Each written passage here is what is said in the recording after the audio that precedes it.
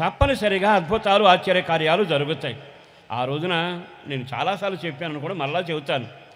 ఆ రోజు ఎందుకో ప్రభు దగ్గర ప్రార్థన చేశాను. ప్రభువా, అందరి సేవలు అద్భుతాలు జరుగుతున్నాయి, అందరి పరిచర్య అద్భుతంగా జరుగుతుంది, వాళ్ళ సంఘాలు చూసినా వాళ్ళ కార్యక్రమాలు చూసినా ఘనంగా ఉంటున్నాయి. అప్పుడు చాలా పొట్టిగా నల్లగా ఉండేవాడిని. ఇప్పుడు ఎర్రగా ఉన్నాను కాదు, కానీ అంత పొట్టిగా ఉండేవాడిని. ఓ రోజున ప్రార్థన చేసుకుని ఏడ్చుకుని నాకు బ్యాగ్ ఉండేది, పసుపు రంగు చొక్కా ఒకటి ఉండేది, మొత్తం మీద వేసుకుని సేవకు తిరుగుతూ ఉంటే అందరూ నన్ను ఉసూరుమంటూ చూసాడు. పాపం ఇదేం సేవ, వీడి పసికెట్టు ఉందని. ఒక రోజున కోటానికి వెళ్ళాను. ఆ రోజుకి అప్పటికి 7 రోజుల నుంచి ప్రార్థన చేస్తున్నా. ప్రభువా, నా సేవలో అద్భుతాలు జరిగించయ్యా, నువ్వు మాట ఇచ్చావు, పరిశుద్ధత ఎక్కడుంటే ప్రభు అక్కడ ఉంటాడు, ప్రభు ఎక్కడ ఉంటే అద్భుతాలు అక్కడ జరుగుతాయని అన్నట్టుగానే ప్రార్థన చేసుకుని వెళ్ళాం. ఇక కుర్చీలు వేస్తే పాస్టర్లకి వెనక భాగంలో కూర్చుని, నాకు మొదటి నుంచి అసలు అలవాటు, ముందు కూర్చుని అలవాటు ఉండదు. అందుకే ఇప్పుడు కొంతమంది నేను చెబుతాను ముందు కూర్చోండి, నా లక్షణాలు నా సంఘం వాళ్ళు కనుక వెనకుంటారు. మొత్తం మీద అక్కడ కూర్చున్నాక ప్రసంగం చేస్తూ ఉండగా దయ్యం పట్టినోడు గంతులేసుకుని ముందుకు వచ్చాడు. గంతులేస్తా వస్తే ఆ పాస్టర్ గారు గద్దించాడు, ప్రార్థన చేశాడు, ఆపు అని చెప్పాడు. కానీ ఆగి ఎగిరి పడతా ఉంటే ఆ సేవకులు చెప్పాడు వాళ్ళు తీసుకుపోని. మొత్తం మీద పక్కకు తీసుకెళ్ళారు. తర్వాత ప్రార్థన చేయండి, అక్కడ వాక్యానికి ఆటంకం కలగకూడదని చెప్పాడు. నేను కూడా ప్రార్థన చేస్తున్నాను, అందరూ చూస్తాను, కానీ నేను మాత్రం ఎగిరెగిరి చూస్తాను దెయ్యం ఏం చేస్తుందని. ఆ ఎగురుతున్న టైంలోనే కాసేపు ఆగినాకు వచ్చాక ఆ పాస్టర్ గారు గద్దించి వెళ్ళిపో అన్నాడు. వెళ్ళిపోతాను కానీ కుర్చీలో వెనకనున్న రమ్మన్నాడు. ఆ వెనక కూర్చుకున్నది పసుపు చొక్కండి నేనే, నాకు పుట్టింది దడ. సరే ఏం చేయాలి అర్థం కాక నెమ్మదిగా వచ్చాక ఏమన్నాడు తెలిసాడు, దెయ్యం పట్టినాడు, నువ్వు ఒక్కసారి నా మీద చేయబెట్టి ప్రార్థన చేయి, నేను వెళ్ళిపోతానన్నాడు. అంటే నాకు పుట్టిందండి దడ, దయ్యం పోవడం సంగతి ఓ కళ్ళు మూసిలోకి ఏం చేస్తాడో అర్థం కాదు. సరే నెమ్మదిగా చేయబెట్టి అట్లా ప్రార్థన చేశానండి. విచిత్రమైన అనుభవం ఏంటో తెలుసా, వాడు టక్కున పడ్డాడు, దెయ్యం వదిలిపోయింది. ఇక పాస్టర్లో పక్కన సంఘం పక్కన ఎగిరెగిరి నన్ను చూస్తున్నారు, దెయ్యం వదిలేశారు, నన్ను చూడటం మొదలుపెట్టారు.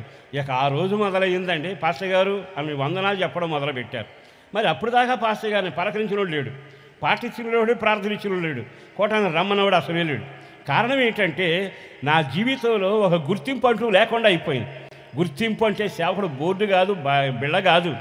దైవ సంబంధమైన ఏ సేవకుడైనా సేవ ప్రారంభిస్తే, ఒక విశ్వాసి రక్షించబడితే సాతాను గడగడలాడే అద్భుతాలు మీ వల్ల జరుగునగాక, మీ మాటల అద్భుతం జరుగునగాక, మీ సాక్ష్యం అద్భుతంగా ఉండునగాక, మీరు చప్పట్లు కొడితే పునాదులు కదులునగాక, కేకలు వేస్తే ఎరుకో కూలునగాక, చెయ్యెత్తితే సముద్రం పాయలవునగాక, అడుగు పెడితే గడ అంధకారం వెలుగుమయంగా మారునగాక.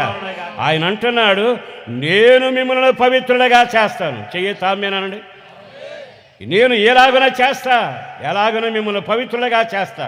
సాతాను నాశనపుత్రులుగా మార్చాడు, సాతాను చీకటి సంబంధులుగా మార్చాడు, సాతాను మిమ్మల్ని నరకానికి సమిధులుగా మార్చాడు.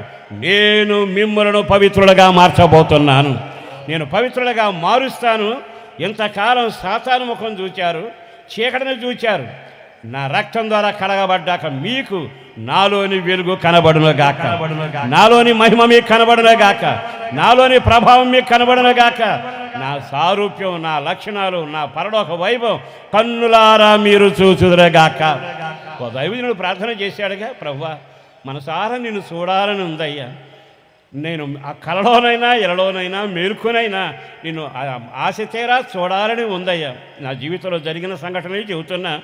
ఆ తర్వాత అద్భుతాలు నేను మరలా చెబుతున్నాను. యేసు రక్తం ద్వారా కడగబడి మీరు పవిత్రులుగా అయితే, దేవుడు పరిశుద్ధులుగా మిమ్మల్ని మారిస్తే ప్రపంచానికే మీరు సాక్షిగా ఉంటారు, నీ ఇంటి వారికి సూచక క్రియగా ఉంటారు, మీ సంఘంలో అద్భుతంగా ఉంటారు. మీరు వస్తేనే చాలు సంఘానికి గడగడగడలాడే ఒక ధ్వని మొదలవుతుంది. ఈ రోజున సేవకుడిగా చెబుతున్న విశ్వాసులను మీకు నేను మనసారా అభినందిస్తూ వందనాలు చెబుతున్నాను. కారణం ఏమిటో తెలుసా, మీరు కడగబడి పవిత్రులైతే యేసు అంటున్నాడు, నేను మిమ్మల్ని పవిత్రులుగా మారుస్తాను, నా రక్తం ద్వారా మిమ్మల్ని పవిత్రులుగా చేస్తాను. మీరు నిలబడితే చాలు భూమి వణుకుతుంది. ఆ రోజున వాళ్ళట ఎడతా ఉన్నారట, వాళ్ళు వెంటనే కేకలు వేశారు. ఏమని? సర్వోన్నతుని దేవుని కుమారుడు ఇక్కడ సంచరిస్తున్నారు, వీరు లోకమును తల్లకిందులు చేస్తారు. ప్రియ దేవుని బిడ్డలారా, మీరు ఒక్కసారి ఆగి ఆలకించండి. ఈ ఇంటికి నువ్వే దీపం, నీ ఇంటికి వెలుగు రావాలంటే ఒక్కడవ చాలు. నీ ప్రార్థనలు అద్భుతం, నీ మాటల్లో అద్భుతం, నీ చేతల్లో అద్భుతం, నీ ప్రసంగాల్లో అద్భుతం, నువ్వు ఏం చేసినా ఇంట్లో అద్భుతం జరుగుతూనే ఉంటాయి. నువ్వు కడగబడిన వాడవైతే చాలు. అందుకంటాడు అద్భుతాలు చేస్తాను, ఆశ్చర్యకార్యం చేస్తాను, తలగా ఉంచుతాను అలా, నేను పవిత్రునిగా చేస్తాను. యేసు రక్తం ద్వారా పవిత్రతగా నువ్వు పొందగలిగితే మొదట నరకా నుంచి తప్పించబడతావు, తీర్పు నుంచి తప్పించబడతావు, భయంకరమైన శాపా నుంచి తప్పించబడతావు, పరలోక రాజ్య వారసుడిగా జీవగ్రంథంలో పేరు నమోదు చేయబడిన వాడు అవుతావు. బతికొండగానే అద్భుతాలు నీ వెంట బయలుదేరునుగాక. గట్టిగా చెప్పాలి ఆమేన్. నేను ఈ రోజున సవాలుగా చెబుతున్నా, సందేశంగా చెబుతున్నా. మీరు పవిత్రపరచబడిన వారైనా, యేసు రక్తం ద్వారా కడగబడిన వాళ్ళైనా, మీ మాటకు శక్తి ఉంది, కంగారు పడబాకండి. నేను ప్రార్థన చేస్తే ఏమవుతుంది అనకుండా కొన్ని విషయాలు లిస్ట్ రాసుకోండి. మీ ఇంట్లో 7 ఉన్నా, ఒక 15 సమస్యలున్నా, లేకపోతే చికాకులు చేసే సంఘటనలున్నా ఓ తెల్ల కాగితం మీద రాసి దాని మీద చేయి పెట్టండి. మీరు ప్రార్థన చేయడం మొదలు పెట్టండి. కారణం ఏమిటో తెలుసా? మీరు యేసు ద్వారా పవిత్రులుగా మార్చబడ్డారు, మీరు జీవాన్ని పొందారు, మీ వెనక అద్భుతాలు వస్తాయి. ప్రభువుని మీరు చూస్తారు, ప్రభువు మిమ్మల్ని చూస్తాడు. మీ విన్నపాల మీద మీరు చేయి పెట్టే ప్రార్థన చేయడం మొదలు పెట్టగానే ఆ ఇంట్లో కదిలిక మొదలవునగాక, లోయలో ఎముకలు కదులునగాక, గాఢాంధకారంలో వెలుగు పుట్టునగాక, శవాలు లేచి నడుచునగాక, సమస్యలు తీరునగాక, ఎత్తైన ఎరుకోనైనా నిలపాలనుకున్న ప్రయాసపడిన యోర్ధానైనా మీ కళ్ళ ముందు పాయలైపోవునగాక. చేతులుపుతో ఒక్కసారి గట్టిగా హల్లెలూయా చెప్పండి, చెప్పండి హల్లెలూయా.